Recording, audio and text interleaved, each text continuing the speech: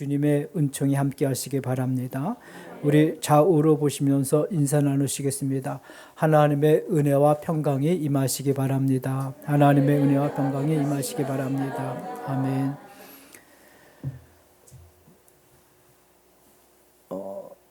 2024년 11월 22일 신라 호텔에서 국가 조찬 기도회가 열렸습니다. 대통령을 비롯한 정부 요인과 정치인들과 또 초대받으신 목사님들이 참석했는데, 설교는 김정한 목사님이 설교하셨는데 모두에게 깊은 감명을 주는 설교로 하셨습니다. 그분의 설교를 제가 잠깐 요약되어진 것을 그대로 전해드리도록 하겠습니다. 이렇게 설교하셨습니다. 5,000년 역사 가운데 우리나라가 이렇게 잘 산 적이 없습니다. 이는 다 선조와 하나님의 덕인 줄 믿습니다. 우리나라는 한때는 반도체 1위, 선박 1위, 철강산업 1위, 컴퓨터 보급 1위, 그래서 경제 수출 8위, 경제 규모는 세계 10위권에 진입했습니다. 트럼프 대통령 소유의 골프장에서 여자 LPGA 골프 대회가 열렸는데 1등인 우승자부터 시작해서 상위의 입상자들이 모두 다 한국 여자 선수들이 차지했습니다. 그때 트럼프 당선자가 이건 US 오픈이 아니라 코리아 오픈이라는 말까지 했습니다. 이처럼 대한민국은 경제, 스포츠 등 세계를 석권할 수 있도록 하나님께서 허락하셨음에도 불구하고 지금의 대한민국 상공에는 검은 구름이 덮여져 있습니다. OECD 국가 중에 자살률 1위, 사교육비 1등, 이혼율 1위, 성매매 산업 24조, 1년 버려지는 음식물 쓰레기가 20조, 비정상이 정상으로 둔갑하고 거짓말이 판을 칩니다. 이제 개혁이 필요합니다. 회개가 필요합니다. 교회부터 나부터 모든 분들이 회개하면 희망이 있습니다. 이스라엘의 우상에서 거듭날 수 있었던 것은 교회의 기도와 능력이었습니다. 역대하 7장 14절에 내 이름으로 일컫는 내 백성이 그들이 악한 길에서 떠나 스스로 낮추고 기도하여 내 얼굴을 찾으면 내가 하늘에서 듣고 그들의 죄를 사하고 그들의 땅을 고칠지라 했습니다. 내일 고치는 것이 아니라 오늘부터 고쳐야 됩니다. 강력한 기도만이, 그 능력만이 기적을 가져옵니다. 이분은 우리나라가 정치만 잘할 수 있다면 초인류 국가가 될 수 있는데 안타까운 의미로 설교를 했습니다. 김정한 목사님 설교 중에 지금 대한민국은 먹구름이 덮여져 있습니다 라고 말씀했습니다. 대통령의 얼굴이 잠깐 계속 비춰지는데 무거운 표정을 계속 짓고 있었습니다. 맞습니다. 우리나라는 검은 구름이기보다는 검은 공해가 우리의 마음을 답답하게 하고 있습니다. 공장에서 나오는 매연과 자동차에서 뿜어져 나오는 산업시설의 공해라면 정말 목이 아프고 수명이 단축되고 신체에 나쁜 영향을 주기도 하지만 순기능도 있습니다. 왜냐하면 경제가 발전되고 소득이 높아지기 때문에. 그러나 인간들이 만들어내는 공해, 즉 자연적인 공해가 아니라 제약의 공해는 서로 불신하고 서로 화합할 줄 모르고 선한 목적을 위하여 연합도 안 되고 자신의 이익을 추구하는 집단들에 의해서 사회가 갈라지고 끝없는 불신과 시비와 다툼과 이 제약의 공해는 순기능이 없습니다. 우리 대한민국이 인류 국가의 문턱에서 도태시킬 수도 있습니다.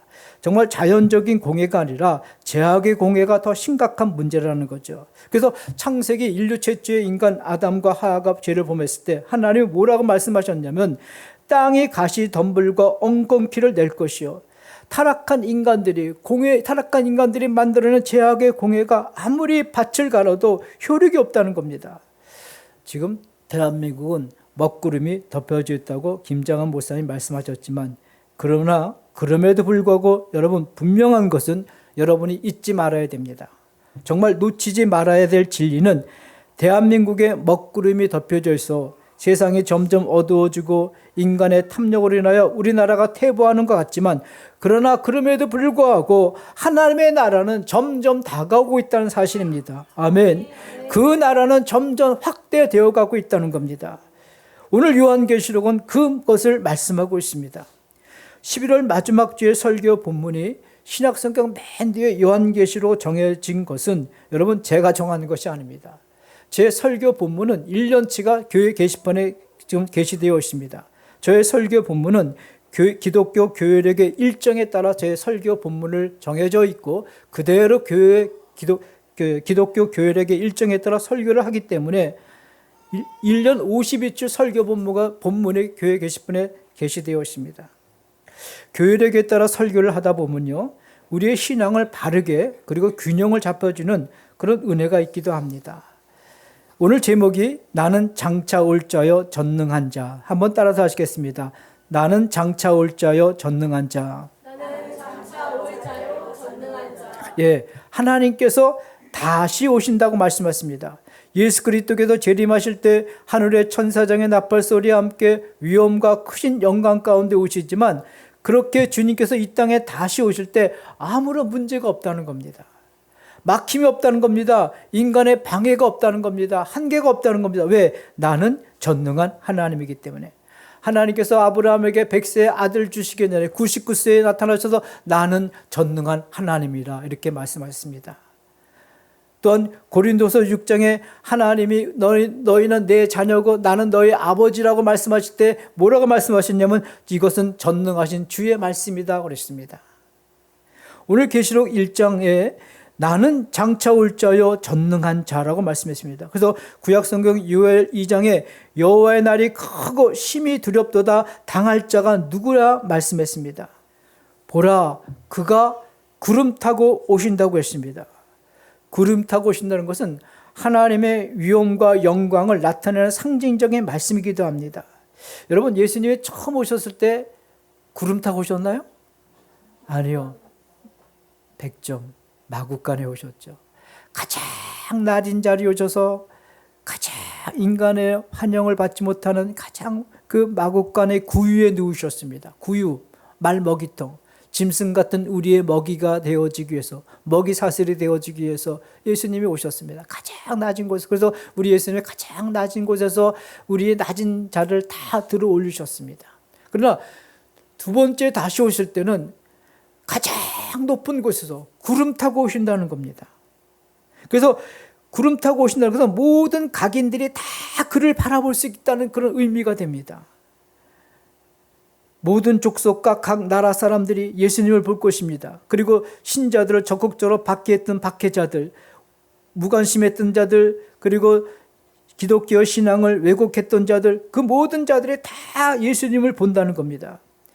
그때 주님이 오시는 그날까지 주님 앞에 돌아오지 않았던 모든 사람들은 두려움과 놀람으로 통곡하는 소리가 온 천지가 진동할 것이라고 말씀하고 있습니다.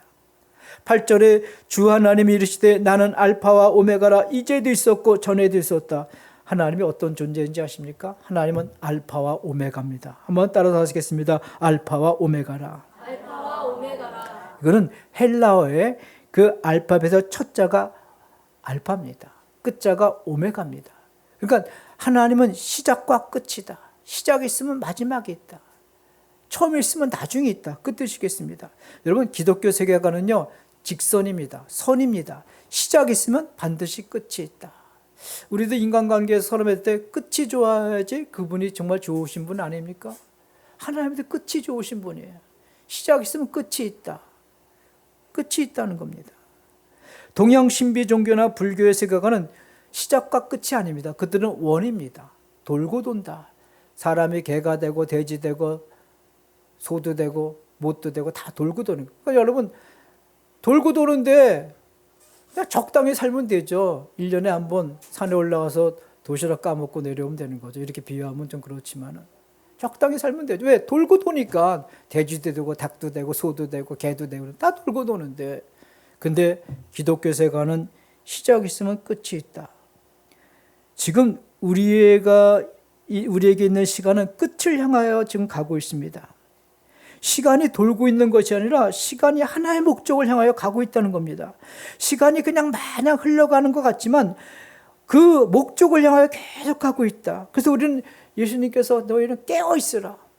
시간을 낭비하지 말고 허비하지 말고 시간을 낭비해서 네 영혼을 갉아먹지 말고 깨어 있으라. 왜? 내가 만물을 새롭게 한다고 하셨습니다. 그 만물을 새롭게 하심이 새하늘과 새 땅입니다. 여러분 그래서 기독교의 종말론은요. 어두컴컴하고 음침하고 부정적인 종말이 아니라 기독교의 종말은 밝고 영광스럽고 희망에 찬 종말론입니다. 왜? 새하늘 새 땅이기 때문에. 왜? 만물을 새롭게 하시기 때문에. 아멘. 아멘. 그래서 기독교 종말론은 정말 밝습니다. 새하늘 새 땅이라는 것은 예수 그리스도께서 부활해서 성취된 모든 피조물 가운데 예수님의 중심에 서게 해주시고 모든 피조물과 함께 거하는 세상을 말합니다. 새로운 세상은 빛이요 살아계신 하나님의 영광이 충만한 곳으로서 거기는 사망이 없고 애통한 것이나 아픈 것이 다시는 없는 곳입니다. 하나님의 영광이 가득한 곳은 믿지 않는 자들과 흉악한 자들과 살인자들과 점수자들과 우상숭배하는 자들과 음행하는 자들과 거듭만한 자들이 함께하지 못합니다.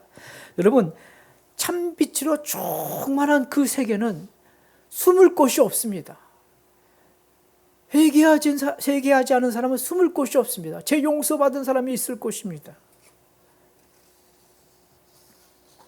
제가 여기서 우리 예수님이 다시 오실 때 이 땅에는 어떠한 일이 있는가를 잠깐 큰 그림으로 간략하게 말씀을 드리겠습니다.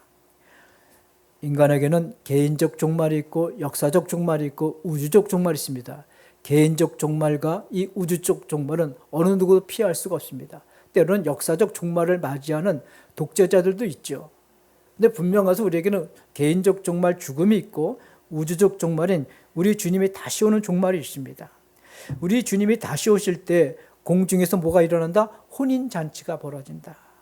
데살로니가 4장 16절에 주께서 호령과 천사장의 소리와 하나님의 나팔 소리로 친히 하늘로부터 강림하시리니 그리스도 안에서 죽은 자들이 먼저 일어나고 그 위에 우리 살아남은 자들도 그들과 함께 구름 속으로 끌려올려 공중에서 주를 영접하게 하시리니 그리하여 우리가 항상 주와 함께 있으리라. 주님이 다시 오실 때 주 안에서 죽은 자들이 일어나고 그때 살아있는 자들도 휴거가 돼서 공중에서 혼인잔치를 한다는 거죠. 그리고 혼인잔치가 끝나면 뭐가 있냐면 7년 대환란이 있습니다. 다니엘서가 3년 반 그 예언했던 것처럼 그 7년의 무진막지 어마어마한 큰 환란이 있습니다. 7 인을 떼고 7 나팔을 불고 7 대접 심판을 할 때 여러분 말할 수 없는 전쟁의 폐허와 그 기후와 그리고 재난과 식량의 어려움 그 고갈 가운데 많은 사람들이 수없이 죽어나갑니다.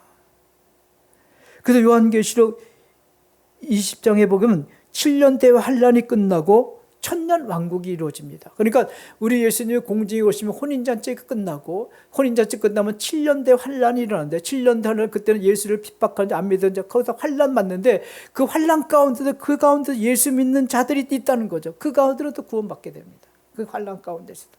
그리고 7년 대환란이 끝나면 뭐가 온다? 우리 주님이 오셔서 천년 왕국이 이루어지는 겁니다. 천년 왕국. 그 천년 왕국을 요한계시록 20장 6절에 이렇게 말씀하고 있습니다. 이 첫째 부활에 참여하는 자들은 복이 있고 거룩하도다. 둘째 사망이 그들을 다스리는 권세가 없고 도리어 그들이 하나님과 그리스도의 제사장이 되어 천년 동안 그리스도와 더불어 왕노릇하리라. 아멘. 여러분 그리스도와 함께 천년 동안 왕노릇한다는 거죠. 그리고 천년 왕국이 끝나면 신보좌, 백보좌 심판을 받는데 요한계시록에 이렇게 나와 있습니다. 또 내가 크고 흰 보좌와 그 위에 앉으신 이를 보니 땅과 하늘이 그 앞에서 피하여 간데 없더라. 또 내가 보니 죽은 자들이 큰 자나 작은 자나 그 보좌 앞에 서 있는데 책들이 펴 있고 또 다른 책이 펴졌는데 곧 생명의 책이라. 죽은 자들이 자기 행위를 따라 책들에 기록된 대로 심판을 받으니 바다가 그 가운데서 죽은 자들을 내주고 또 사망과 음부도 그 가운데서 죽은 자들을 내주매 각 사람이 자기 행위대로 심판을 받고 사망과 음부도 불못에 던져지시니 이것은 둘째 사망 곧 불못이라. 제가 전도사 때 우리 중고등부 학생이 전도사님 화장하면 우리 어떻게 부활해요? 그렇게 물은 적이 있어요. 제가 대답을 하지 못했는데 요한계시록은 하나님이 다 찾아내신다. 바다에서도 다 찾아내신다. 다 찾아내신다. 다 찾으신다. 사망과 음부에 있는 자들 다 찾아내서 어디로 가냐? 불못으로 간다. 우리나라 형사법에 보게 되면요, 형이 확정되기 전에 어디 있어요? 그 사람이 구치소에 있죠. 형이 확정되면 어디로 갑니까? 교도소로 갑니다. 하나님 나라도 마찬가지예요. 하나님 백보자 심판 받기 전에 우리가 죽으면 어디 가요? 낙원에 갑니다. 그러나 주님 다시 오셔서 백보자 심판을 끝나면 우리는 어디 갑니까? 새하늘 새 땅으로 갑니다. 사단마귀 어디로 가는지 아십니까? 천년왕국 때 무적행에 갇힙니다. 천년왕국 때 무적행에 갇힙니다. 그리고 또 어디로 갑니까? 불못에 갑니다. 그리고 불신자들은 어디로 갑니까? 음부에 갑니다. 불신자들은 음부에 있다가 우리 주님 다시 백보자 심판 끝나고 어디 가? 불못에 갑니다. 그러니까 불못에 누구랑 같이 있어요? 불신자들과 사단 마귀와 같이 있는 거예요. 그래서 이런 이야기도 있습니다. 그 불신자들이 그 불못에서 그 불타오르는 불꽃 가운데 견딜 수 없어 고통 가운데 울부짖을 때 마귀가 대장이 울부짖지 말아라. 울부면 저 사람들이 좋아하니까 이를 가르라. 이를 가르라. 그래서 예수님께서 뭐라고 말씀했습니다. 슬피 울며 이를 갈으라 말씀하셨다는 거죠. 하나님은 정말 놀라워요. 우리가 죽으면 낙원에 갔다가 마지막 백보자 심판 때 새하늘 새 땅으로 가고 마귀는 천년왕국 때 무적행에 갇혔다가 다시 하나님께서 끄집어내서 심판해서 불못에 던지고 불신자들은 음부에 있다가 하나님 끄집어내서 다시 심판해서 불못에 던져버리신다. 이게 하나님의 계시록의 큰 그림입니다.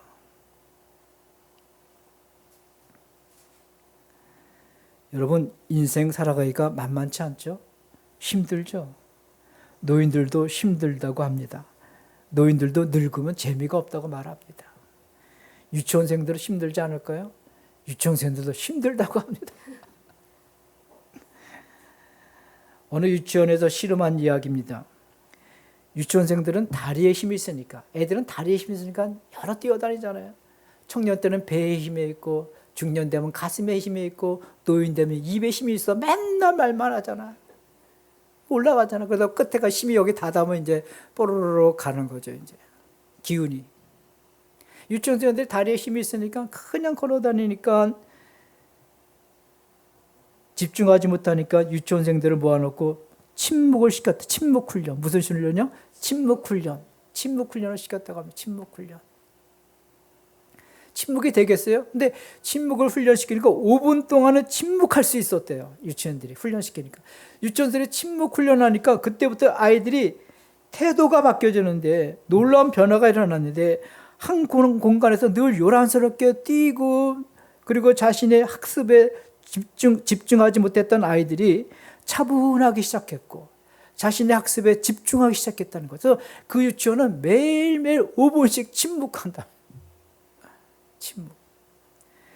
여러분 어려운 인생길, 힘든 인생길 가는 우리에게도 침묵의 시간이 필요합니다. 세상의 꼬리가 되지 않고 머리가 되게 해서 침묵하는 것이 아니라 하나님의 나라가 지금 오고 있다. 아멘. 그것을 침묵해야 돼요. 나도 죽는다. 여러분 침묵해야 돼요. 우리는 장례식장 갔다 와서 나는 안 죽을 것 같이 생각합니다. 나도 곧 죽어요. 개인적 종말이 있어요. 침묵의 거울이 필요합니다. 따라서 하시겠습니다. 침묵의 거울이 필요합니다. 침묵의 거울이 네, 필요합니다. 침묵의 거울. 여러분 거울과 유리창은 다르죠. 거울은 내 모습을 보여주지만 유리창은 빛을 투과시키기 때문에 내 모습이 보이지 않습니다. 그런데 거울의 뒷면을 보게 되면요 검게 칠해져 있습니다. 알루미늄과 금속 코팅으로 검게 칠해져 있어서 빛을 투과시키지 않고 내 모습을 보여주어서 내 모습을 볼 수가 있습니다. 일반의 집집마다 다 거울이 있듯이 우리 인생에도 인생의 거울이 필요합니다. 침묵의 거울이 필요합니다. 종말의 거울이 필요합니다. 정말 종말의 거울 앞에서 침묵의 거울 앞에서 나는 정말 잘 살고 있는가? 나는 정말 제대로 가고 있는가? 내가 가르고 있는 것이 생명의 길인가? 내가 추구하는 것이 영원한 하나님의 나라의 목적과 맞고 있는가? 이것을 한번 우리는 늘 점검해 봐야 됩니다. 우리의 인생길을 구약의 이스라엘 백성들이 애굽에서 구원받아 40년 동안 광야길을 마치고 가나안에 들어간 것으로 우리의 인생길이 비유되기도 합니다. 우리가 예수 그리스도의 보혈로 피값으로 구원받아서 광야 같은 세상에 있다가 우리 주님 다시 오실 때 우리는 새하늘 새 땅에 들어가게 되는 거죠. 가나안 땅에 들어가게 되는 거죠. 그렇다면 우리가 이 세상 광야를 살아가는 우리의 삶의 자세는 어떠해야 되겠습니까? 여러분, 제가 여러분한테 잠시 묻도록 하겠습니다. 광야에서 금이 필요합니까? 물이 필요합니까? 네, 잘하시네. 광야에서 다이아몬드가 필요합니까? 아니면 더위와 추위를 잘 견디기에는 구름 기둥과 불 기둥이 필요합니까? 광야를 지날 때 비트코인이 필요합니까? 아니면 하나님의 은혜가 필요합니까? 왜 웃어요? 하나님의 은혜. 알기도 잘하네. 광야를 지나갈 때 여러분, 광야는 성공의 목표가 아닙니다. 광야는 뭐예요? 살아남는 것이 목표입니다. 아멘입니까? 아멘. 여러분, 광야는 성공의 목표가 아니에요. 내가 살아남는 게 목표야. 내가 믿음을 가지고 끝까지 견뎌서 끝까지 남아서 그 백보자 심판 때 하나님의 더불어 새하늘 새 땅에 들어간 게 나의 목표야. 성공의 목표가 아니에요.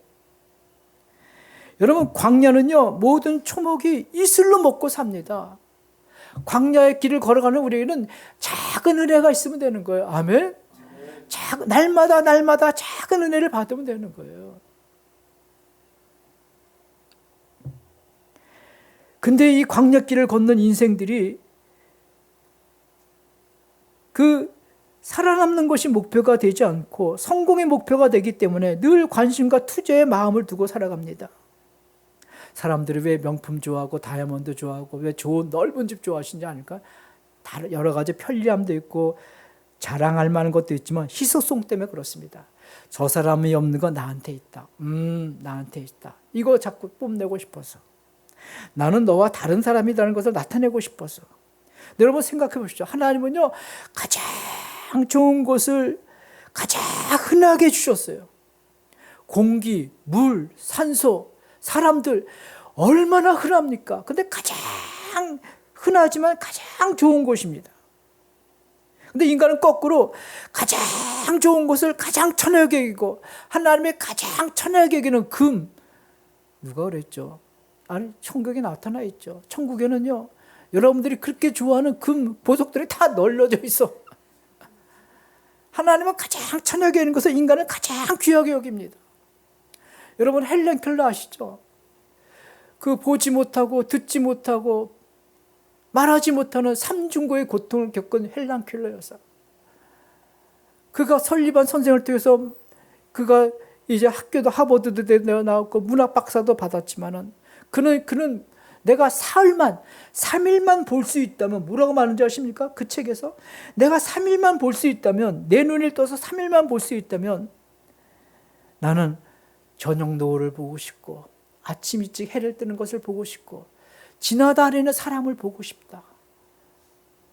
야, 우리는 그거 가장 흔하게 생각하고 하찮게 생각하고 아무렇지 않게 생각하는데, 눈 감긴 그 헬렌 켈러는 내가 눈을 뜬다면은 아침 노을을 보고 싶고 아침이 해를 뜨는 것을 보고 싶고 저녁 노을을 보고 싶고 지나다니는 사람들을 보고 싶다. 그리고 나를 가르치던 설리반 선생님을 내가 직접 내 눈으로 보고 내 가슴에 좀 새기고 싶다.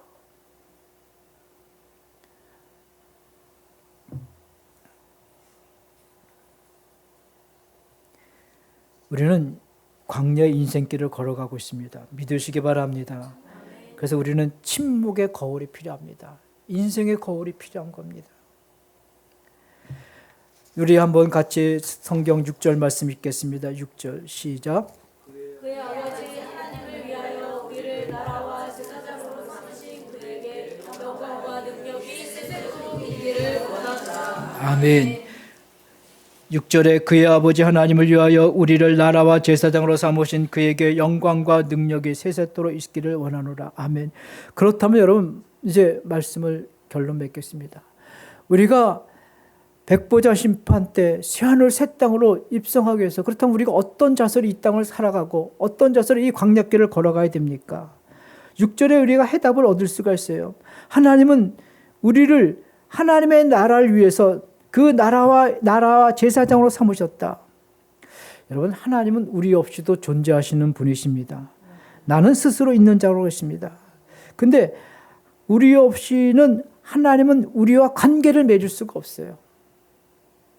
하나님의 인격적이라는 분이라는 것은 우리와 같은 마음을 갖고 있기 때문에 인격적인 분이라기보다는 우리와 관계 맺는 것을 기뻐하기 때문에 인격적인 분이라는 거예요. 아멘.